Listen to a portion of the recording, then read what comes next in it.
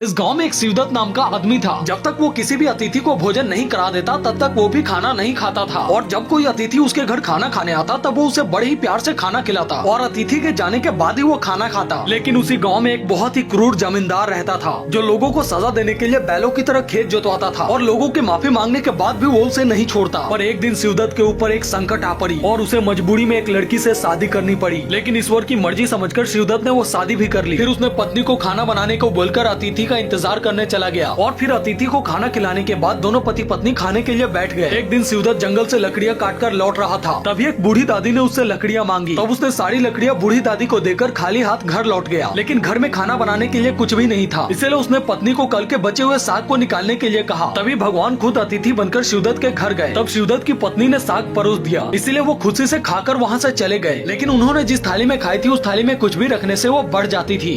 Part 1 में हमने देखा था कि इस प्लेट में जो कुछ भी रखी जाती थी वो अपने आप ही 2 गुना बढ़ जाता था। इसलिए ये दोनों पति पत्नी गरीब और बेसहारों की मदद करने का फैसला करते हैं, जिसके बाद वो इस बर्तन की मदद से बिना किसी का चेहरा देखे उनकी मदद करने लगते हैं। लेकिन एक दिन उनके घर एक साधु आता है जो उनसे उस प्लेट को ही अपने राज में भुखमरी का बहाना करके मांग लेता है। तब वो भी बिना झिझक के इस प्लेट को साधु को दे देते हैं। जिसके बाद वो साधु गाँव से बाहर जाकर अपने रूप को बदल लेता है क्योंकि वो काल देवता था। जिसके बाद वो काल देवता गाँव में मौजूद सभी हरी भरी फसलों को सुखा देता है और दूसरी तरफ नदी में मौजूद पानियों को भी। और इस पूरे गांव में भुखमरी फैलने लगती है, जिस वजह से गांव का एक सेठ शिवदत्त के खिलाफ राजा को भड़का देता है। और जब राजा शिवदत्त को अपने पास बुलाता है तब सेठ कहता है कि इसी की वजह से पूरे गांव में भुखमरी फैली है। तब राजा भी उसकी बातों में आकर शिवदत्त को 15 दिनों में गांव की भुखमरी खत्म करने के लिए कहता है। तब शिवदत्त ने राजा की बात को मानते हुए ये वचन दिया कि अगर उसने 15 दिनों में भुखमरी नहीं खत्म की तब वो खुद के जान को त्याग देगा। धीरे धीरे 15 दिन बीत जाती है और गाँव की भुखमरी खत्म नहीं होती। बच्चा रोज पिता के दिखाए हुए मार्ग पर चलता था और बिना किसी अतिथि के भोजन कराए भोजन नहीं करता। एक दिन उसकी माँ भगवान को भोग लगाने के लिए भोजन देती है। तब वो भोजन लेकर भगवान को खिलाने के लिए जाता है। काफी देर विनती करने पर भगवान नहीं आते और वो भगवान को बुलाने की कोशिश करता है। जिसके बाद वो भगवान से कहता है कि अगर आप नहीं आए तब मैं अपना सर पटक पटक कर फोड़ लूंगा। इतना कहने पर भी भगवान नहीं आते। तब वो अपने सर मूर्ति के सामने पटकने लगता है। तभी अचानक भगवान प्रकट हो जाते हैं और बच्चा उन्हें देखकर बहुत खुश हो जाता है। और जब बच्चा भगवान को भोजन खिला के अपनी माँ के पास आता है तब बर्तन में थोड़ा सा भी खाना नहीं होता। और जब माँ पूछती है कि सारा भोजन क्या हुआ तब बच्चा कहता है कि मैंने तो भगवान को खिला दिया, आपने ही तो बोला था भगवान को खिला दो पहले। लेकिन माँ बच्चे की बात का बिल्कुल भी यकीन नहीं करती। तभी घर आया साधु उस बर्तन को देखता है जिसे उस बर्तन में भगवान भोजन करते हुए दिखाई देते हैं। तब साधु बच्चे के पैरों में गिर जाता है और उसकी माँ से कहता है कि बच्चा बिल्कुल सच बोल रहा है क्योंकि यह भोजन भगवान ने ही खाया है। और उस बच्चे को देखकर साधु भी अपने आप को धन्य मान लेता है।